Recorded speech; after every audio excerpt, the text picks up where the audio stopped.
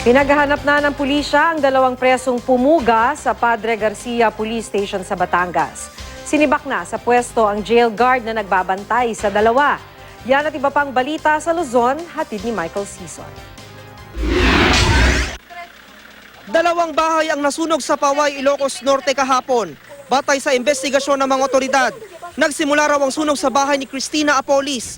Naiwan daw niya sa kusina ang 5 taong gulang niyang apo. Pinaglaruan daw nito ang lighter at ito ang sinasabing pinagbulan ng sunog.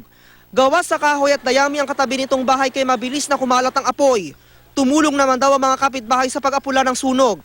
Hindi agad nakarating doon ang mga bumbero dahil may kalayuan ang lugar at masikip ang kalsada papunta roon. Wala namang nasugatan sa sunog. Pumuka sa Padre Garcia Police Station sa Batangas nitong linggo ang mga presong sina Julius Awat at Romel Belen na parehong nahaharap sa reklamong paglabag sa Comprehensive Dangerous Drugs Act. Base sa investigasyon, nag-away raw sina Awat at Belen sa loob ng selda. Kaya binuksan daw ng jail guard na si PO3 Gerard Castillo ang selda para awatin ng dalawa. Pinalabas niyang mga ito para raw maipagamot. Habang hinihintay raw ang police mobile na magdadala sa mga sugatang inmate, itinulak ng isa sa mga preso ang jail guard at agad na tumakas ang dalawa. Sinubukan pa raw na habulin ni Castillo ang mga ito. Nagpapatuloy ang manhunt operation kaugnay nito. Sinibak na sa pwesto si Castillo at posibleng maharap sa reklamong kriminal at administratibo.